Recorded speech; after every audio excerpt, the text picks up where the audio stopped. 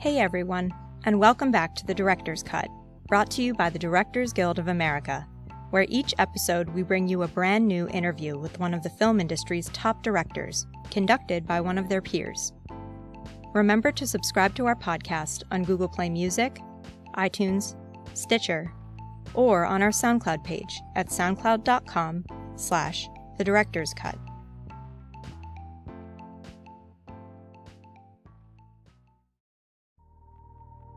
This episode explores a story from a long time ago in a galaxy far, far away, as director Gareth Edwards discusses Rogue One, a Star Wars story.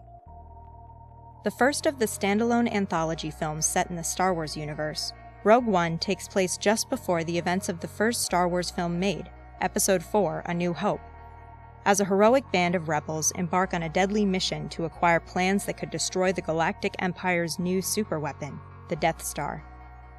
In addition to Rogue One, Mr. Edwards' directorial credits include the feature films Godzilla and Monsters, the movie for television End Day, episodes of the television documentary series Heroes and Villains and Perfect Disasters, and the short film Factory Farm. Following a recent screening of the film at the DGA Theater in Los Angeles, Mr. Edwards spoke with director Christopher Miller, who is currently working on the next Star Wars anthology film about a young Han Solo. Their conversation includes Mr. Edwards describing how he used real-life war photography as inspiration for the battle sequences, how he maintained a guerrilla style of filmmaking while working on a big-budget studio blockbuster, and how he tried to hew as closely as possible to the visual look and feel of the original Star Wars films.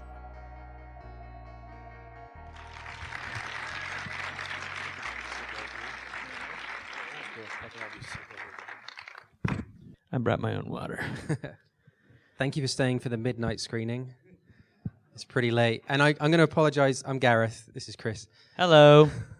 But Chris has come straight from England on a flight and has probably stayed up for the last 48 hours straight working on the Han Solo film. So he's going to fall asleep in about 3 minutes and we'll just carry on amongst ourselves. Yes. So Gareth can be his own moderator. Hi. First of all, congratulations. Your movie is great. Cheers.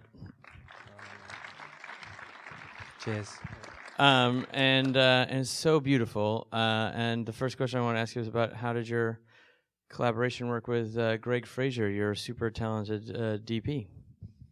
Yeah, I mean, I guess it began with the first conversation, which was, getting to make a film like Star Wars, you get to meet all the talented people in the world, you'd ever want to meet. And I would start every conversation with, I did a very low budget independent film first, and I got to a big budget Hollywood movie. There's pros and cons to both, and this is all the problems I had when I got to do a big movie, and I don't want to make, I want to make new mistakes on this one. And started to explain all the sorts of things I didn't want to do, like, having marks for the actors and letting it be a more organic and sort of more freeform with maybe even handheld camera and stuff like this. And I sat down with Greg and I started to do the same spiel. And he said, "Can I just say something?" I was like, "Okay." And he said, "Look, I've done a lot of low-budget independent films, and I got to do some big blockbusters, and I really think there's a middle ground that's really good. Like, I want to be more organic." And he essentially said the spiel that I normally say back to me before I said it, and it was like, "You had me at hello." It was great. That's great. It's really interesting because, with actors, they get to see at work, they get to see other actors act, and they get to see other different directors and their different styles of directing. But as a director, it's a very solitary experience. You never really get a chance to see how other people do it at their job. But I was lucky enough to visit you a few times on set, and you were operating the camera, which is something that I would be too afraid to ever do. And you were really getting in there, and it felt very improvisational and sort of loose and spontaneous. And I wanted to know, how much of what you were doing was planned out and how much of it was something that you were trying to sort of find in the moment. It ended up probably being a split. I don't know what the statistic would be, like 50-50 or something. But I was really concerned about the style of the film because I mean, looking back on, I think well, A New Hope is my favorite Star Wars film, if not my favorite film of all time. But I think directorially and cinematically, Empire Strikes Back is the strongest Star Wars film. And so it was a case of like, well, are we just going to try and emulate Empire Strikes Back and just copy that? You know, you could probably make enough notes and absorb it enough that you could mimic that style. But then it felt like, well, we're not doing anything new if we do that. And as we were just figuring out the film in general, one of the little experiments we did that worked really well is we knew there was going to be battles in the film. And so we got real war photography, so like images from the Middle East and Vietnam and the South Pacific, and just photoshopped rebel helmets over the real soldiers. And instead of fighter jets in the background or helicopters, we put X-Wings and U-Wings in. And it was really strong imagery. It was like, fuck, I want to see that film. And everyone who came to visit, even the studio, Disney and everybody, would come around and we'd show them all these different concept art. And there was suddenly this collection of like war imagery. And everybody would fixate on that and go, I'd pay to see that movie. And so we sort of took that as a license to be a little bit more guerrilla, I guess. I don't know, whatever you want to call it, with it all. And so we tried to create chaos a little bit in front of the camera. And then it's that thing of, I think you've got two ways of directing, you know, in the simplistic terms. There's the Imperial way and the Rebellion way. And the Imperial way is you say, this is the storyboard, this is what we're going to do, it's going to be this shot, followed by this shot, followed by this shot, followed by this shot. The actors are going to stand there, they're going to look that way, they're going to say that line, they're going to step on that mark, the camera's going to do this. And I've seen it all in my head, and that's what we're going to shoot. And that's fine and great, and it works really well a lot of the time. But there's another way, which I had to do on my first low-budget film, because I couldn't plan anything, which was let roughly the idea unfold in front of the camera, and then you kind of move and try and find the beauty in it and try and like construct it as it goes. And it's more organic, it's a lot more chaotic, it's more scary, especially for people watching the dailies. You know, you can watch a load of stuff and the camera goes down, it's out of focus, it runs around somewhere else and finds another bit. And I think it can scare a lot of people because they're like, did you get the scene? And, you know, a lot of the reaction is like, we don't know, you know. And you'd shoot the hell out of it, you know. You'd shoot a lot. There was a lot of material that we got for this, and so then it was like, which are we going to do? And in the end, we sort of did both. And there was a simplistic view at the start, which was maybe the Empire will be stable and considered and very 70s sort of language, and then the Rebellion will be handheld. But that started to feel limiting as well, and then we got into like, oh, maybe it's this scene is stable, this scene is handheld, this scene is stable, this scene is handheld. And even that started to feel wrong. And so we just got into the habit of going, you know what, it's a shot-by-shot decision. And if a shot feels like it should be organic, we'll do it that way. If there's something, suddenly you can cut to this beautiful sort of dolly or something over the back of someone or whatever.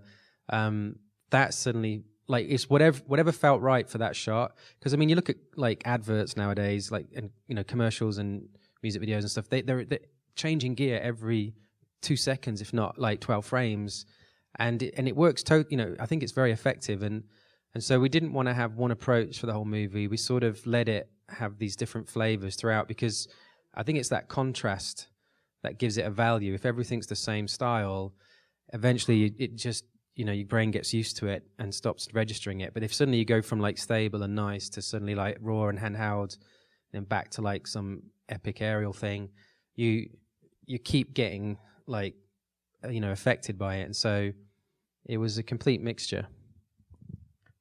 So did you do any storyboards or previs? Yeah, we did. But the way we would storyboard, there's two main guys I use, Matt Alsop and John McCoy, and they're really concept artists. Sort of, we didn't want to call it storyboarding because everyone's like, oh, I don't want to do storyboards, I'm a concept artist. And so we're like, it's not storyboards, call it like concept boards, you know, or story art, I don't mind. And so they would come around the flat, and the way we like to work is, or I really like to work, is you're always trying to find iconic images in a scene. You know, you're trying to find that image that's going to outlive the film, you know, is the thing that ends up on a poster or something, or a T-shirt. And so with any scene, what we do is we don't sort of do it chronologically and go, this is the scene, this is therefore what, you know, the order of events. It's just go randomly into the scene and go, what would be an amazing way of witnessing this moment? And like try and figure out, you know, draw really badly and then they draw it beautifully. try and figure out like shots and ideas, and then it's like stops on the tube map, or pieces of a jigsaw puzzle. And once you got like 5 or 6, like what you feel is like that's really iconic and nice, then it's like, okay, how do we weave a thread through this and link these two together and these two, and you're trying to make nothing be the weakest link, but inevitably things are. And so we storyboarded a lot of the movie. If to some extent, like Jeddah, it was hardest because that we didn't really storyboard that at all. But that was like there was a load of images that we know we wanted to get.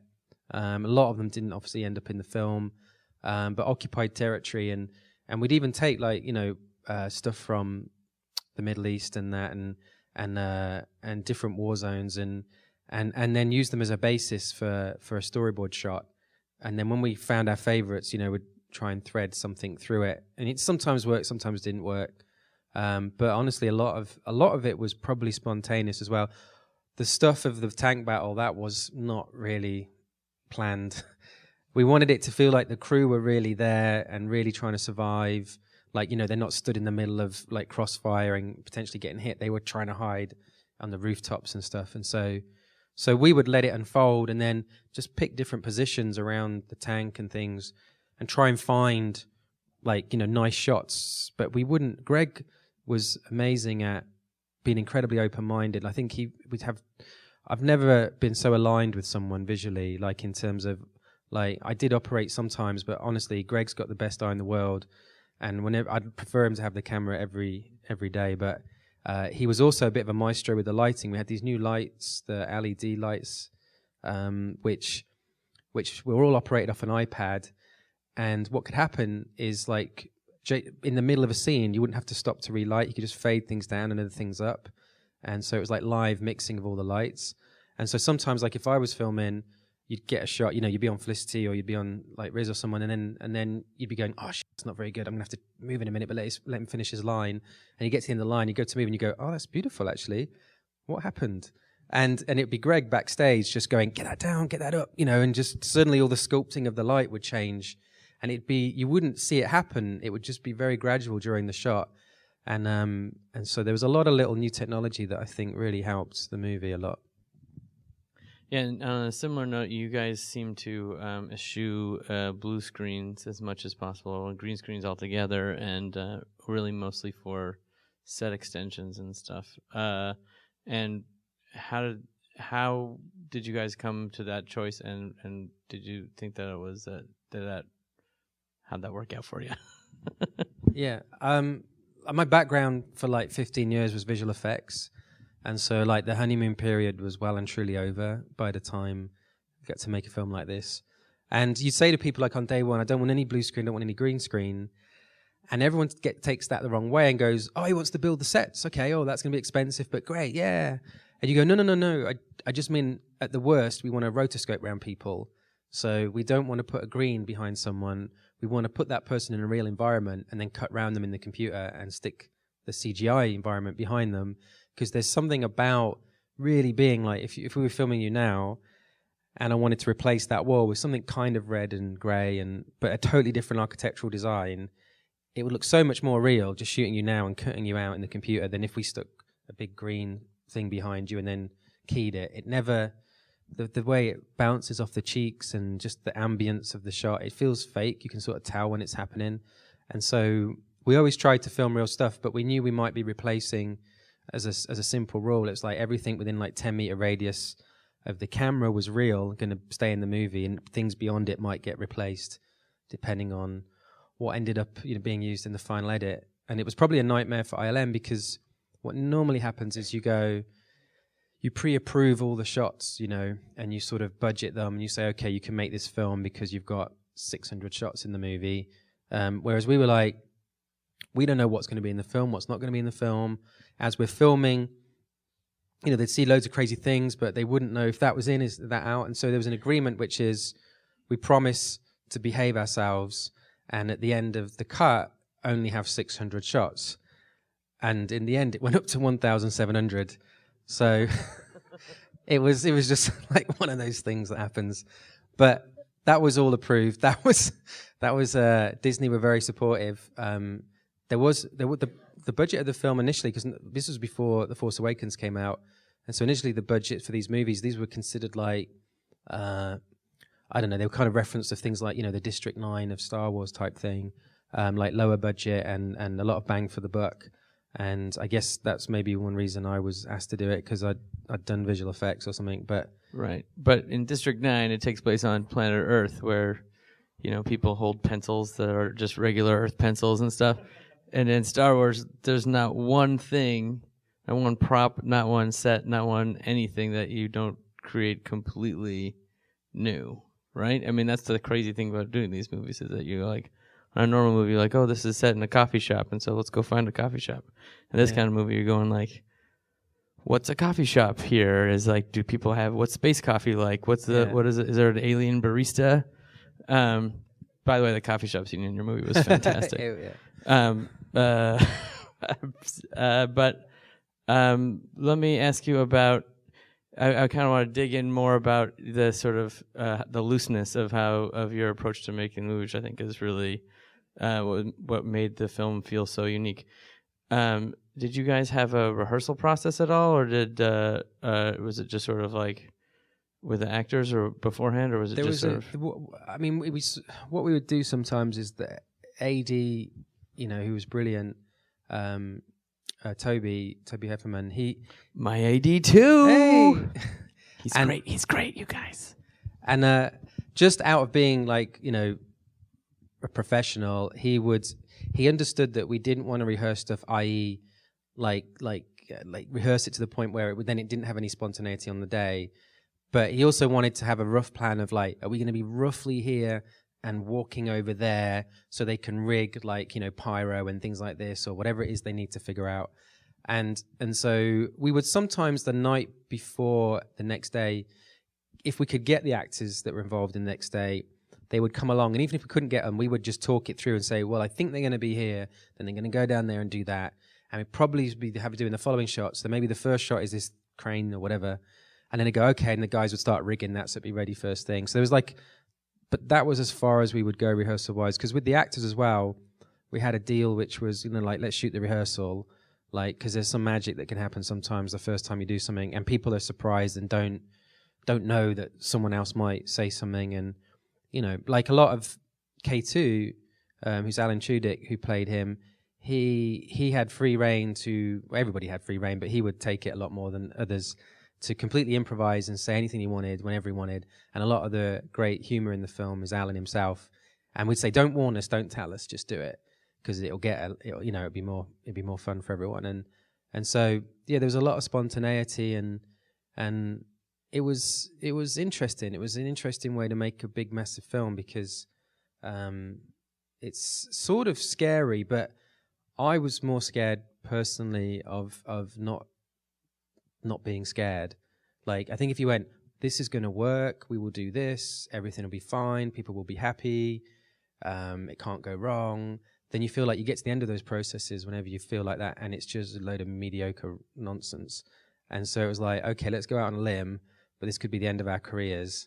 And so it was a little bit nerve-wracking, but I feel like I get more anxious when you're seeing some amazing opportunity and you can't grab it, and you have to let it go.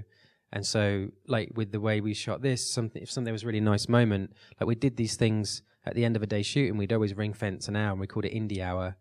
And it was like, it was just a way of the crew understanding, like, for an hour we're just gonna do loads of random shit, and don't try and ask, we can't explain. And it would just be things that felt like, I think this is a beautiful moment, this is a great idea. And a lot of the stuff in the trailer ended up through that process, like I don't know, like Felicity in the tunnel where the lights come on around her. That she was just walking. We finished a shot and she just started walking to the next shot, which would be at the end of the tunnel.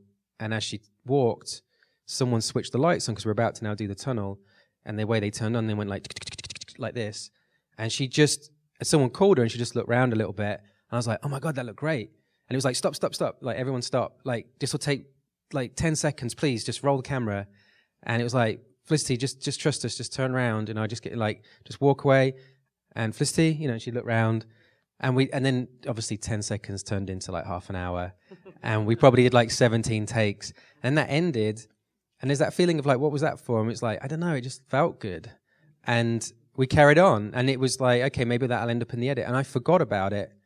And then marketing, like, obviously show you the first cut, the trailer, and they're looking at the dailies and they're grabbing things, and they're like making their own thing. And you're like, oh yeah, great, okay, that shot. And there was a lot like that. Even Ben with the big planet behind him, the blue planet, and he's got the gun and he's sort of sat looking down. That was opportunistic thing that unfolded after a scene. We didn't say cut, and he just had this really good vibe about him. And so, like, obviously no one can get in the way until the director says cut, so you just don't say cut. And you just like, and we had this great little situation where we'd dance floor the entire ground, which is like just flat boards, so the dolly can do whatever it wants. And it was really nice. Gary, the grip, like, you could just direct him with your finger, and he'd watch you, and you'd just go like go in, in, stop, and it'd be like, go that way, stop, and you'd just watch the monitor, and you'd be sat there going like this, and just trying to find these cinematic little moments and shots and things. And that, to me, that was when it felt like really like you're getting to direct a film, because you get that goosebumpy, and you just can't explain it in words, but really cinematic vibe of brooding kind of looks and shots, and I live for that stuff. But sometimes you just don't know where it's going to go. You know what I mean? Someone comes up to you and says, where's that in the movie or the scene? You're like, I don't know. Like, it's like running around the supermarket and you're just grabbing everything and you're putting it in the trolley. People go, what are you going to cook? You go, I don't know. The shop's closing in 10 minutes. Like, we're never allowed back in. Just grab everything. And then you leave, and then you sit in the edit, and then you go, what have I done? Like, this is going to take us 3 years. And it was a long process cutting the film. We had a lot of material, like way more than normal. So everything just got crunched and pushed, and everyone worked their socks off in post to get this film finished. But yeah. And so on the other side of the coin, talk about your day shooting at the Canary Wharf tube stop, which I think had to be very carefully prepped and planned, because you only had a few hours to shoot there, right? Yeah, I mean, it's just, there's like we tried, I mean, I salute everybody on production because they stuck to their promises of trying to make the film differently. And we said, like, there's certain scenes where they had to run through imperial corridors and stuff, and we were looking at the budget and we couldn't quite justify constructing a massive set that was going to last 3 seconds. And my first job in television, I would go through this train station in London called Canary Wharf, and this whole area, the Docklands, was very sci-fi, very sort of futuristic. And I always thought, oh, if I ever made a sci-fi movie, with no money, I'd come back here. And we were just chatting, and I said, well, why don't we just shoot it at Canary Wharf? And it's initially like the, anyway, how are we going to do this? And then it was like, well, why don't we shoot it at Canary Wharf or somewhere like that? And then they all thought about it, and like Neil Lamont, the production designer, who worked with Doug Chang, he figured out a plan, and essentially what we ended up doing is we snuck in the middle of the night, just as it was closing. There's all the guys in the suits leaving, and it's all top secret, can't tell anyone we're doing Star Wars. And the final train goes, and they walk past us. We go in, and this team of art directors, they spent about an hour, and basically they transformed over all the signs. They'd built these imperial bit things that bolt on, and they'd measured them all out, and they perfectly fitted. And they transformed the whole thing into this, like, Scarif kind of imperial base. And then we had 4 hours to shoot. We shot all this stuff, and then they quickly took it down. Everyone took their stormtroopers' helmets off, put them in bags, and we walked out, and there's these guys in suits walked back into work the next morning. And it was like the most frustrating thing in the world, because you're like, morning, and they're like, morning. And you just want to go, we just shot Star Wars. like that guy's a stormtrooper. But you couldn't. You're just like, yeah, all right. And there a lot of little silly things like that we did that felt exciting, because they felt like the more you end up being like the characters in the film a little bit, like the more it felt like we're not supposed to do this, the better it felt. It was like, you do become like the rebels in the trenches with the actors, and don't ask me who the Empire is, but you're sort of fighting to do this impossible task. For us, the impossible task was make a good Star Wars film, because the benchmark's so damn high. Like those original movies to me are masterpieces, and those original movies are basically independent films themselves. They're made by independent filmmakers on sort of outside the system entirely, and now you're keeping that spirit alive within a giant mega conglomerate. So congratulations. No matter how nervous we ever felt, though, we always thought, this is nothing. Imagine making the Han Solo movie. Those guys, fucking hell. Like, they're crazy. Oh, God. Okay. So anyway, costumes, hair, design, all of it I thought felt really true to the original sort of 77 feel. And the rebel technician mustache guy being my favorite example of that. I love that guy for some reason. Obviously, some aspects were updated, like it's not all white dudes in the movie, for example. But when you were approaching the overall look, did you think of it as like a period film? Did you think of it just sort of like, does this feel Star Warsy or not Star Warsy? And talk a little bit about that. Yeah, no, it was definitely a period film. I would say to everybody, don't do anything, don't have anything that doesn't feel like you would have been able to do that in 1977. And sometimes it's like, because Star Wars is, you think, did it predict the future? Like, it still looks good today, Star Wars. I think the costumes and the designs look fantastic. And you think, is that because they're timeless or because we all fell in love with it? And to us, that's what things should look like. And so, but the most obvious version of, I thought that was really good, was the graphics guys who did all the in-flight cockpit stuff and the stuff on the screens. Because there was such a temptation to do like these layers of animation, like, and too much stuff. And it was always like, no, it's just do what they did back then, which is like one image and then maybe other image, one image, you know what I mean? Other image. And like, so the animation had to be really simple and clean, and the graphic design. And we've borrowed from a lot of films, because Star Wars has a limited grab bag of things, because obviously it's a 2-hour movie, and so we would look elsewhere. So we'd look at things like Ridley Scott's Alien and Blade Runner, even things like the Andromeda Strain for like graphical references and stuff. And so any film from the late 70s, early 80s was like fair game as reference. And it's pretty obvious. Like we were all like in awe of films like Apocalypse Now, and that was a big influence on some of the look of some of the the combat sequences. Yeah, were there any other films that that you were inspired by as touchstones for the movie? Yeah, one of my favorite films that not many people tend to have seen is a film called Baraka. Oh yeah, yeah. I have that on loop at parties. Do you? Oh yeah, it's so gorgeous. Yeah, and that was a massive influence on me, full stop. But we used a lot of like those shots in Jeddah and like just establishing shots of cities, and like I never know how you pronounce his surname, but Ron Fricke. I don't know him. I don't know the director, and he anyway. Are you here? Member of the DGA?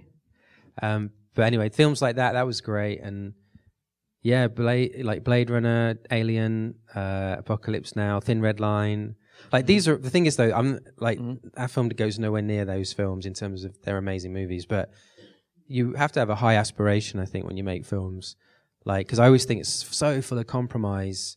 The process of making a movie. If you're not that thing of like, if you reach for the stars, you might get the moon or whatever people say. Like, you have to aim too high, and then you might make something okay. I think if you just aim for good, by the time everything you hit all the compromises, you have something bad. So you have this incredibly high aspiration, and the frustration of being a filmmaker, as you all know, is like you're always disappointed because you remember that aspirational thing. Do you know what I mean? And then it just ended up wherever it ended up. And so you can never be pleased. It's very hard to be happy. And like looking at George going back and redoing the special edition of, the original trilogy, I'm initially, I was like, why are you doing this? They're brilliant. They're masterpieces. Don't touch them. And then now I feel like, oh yeah, I get it. Like there are always little things you want to tweak and didn't work out the way you wanted. And that's sort of the beauty of being an audience versus a filmmaker, is you don't bring any of that baggage with you. It just hits you for what it is, and you don't know what happened that day and why they didn't get what they really wanted, and you just take it for what it is. Yeah.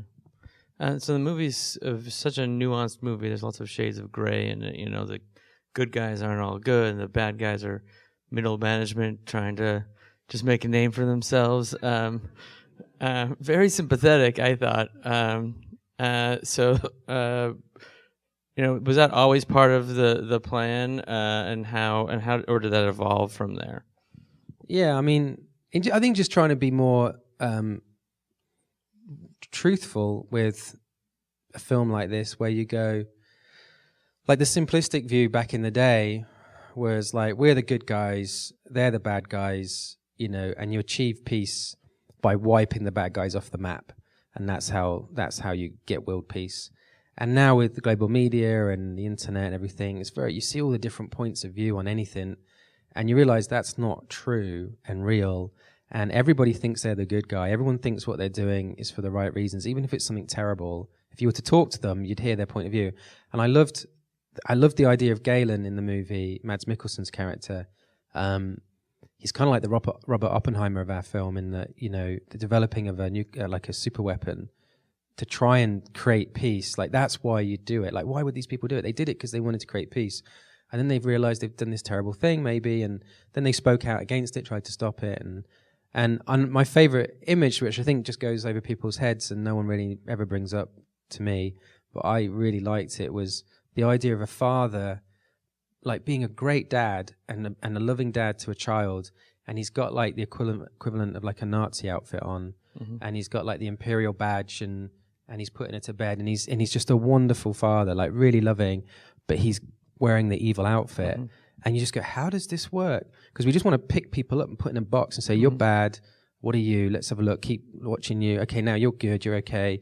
And people don't go in boxes, you know what I mean? Like, that's the problem, is no one fits in a box. Like, everyone's a bit good, everyone's a bit bad, some a bit more than others. And I love the fact, like, trying to acknowledge that in something as big as Star Wars was really exciting. Yeah, I half expected to see a post-credit scene where Greedo was kissing his wife and kids and saying, "We'll make money to save the house once I catch Han Solo. Tomorrow I'm gonna get him, or I'll see you guys later." That would have been good. Why didn't you tell us that before? Oh, that would have been great. Really make him sympathetic. Or the guys who do turn on the green light at the green laser and the Do you know who Star. that is? I know that's Ryan and Ron, right? Yeah, it's Ryan Johnson who's doing episode 8.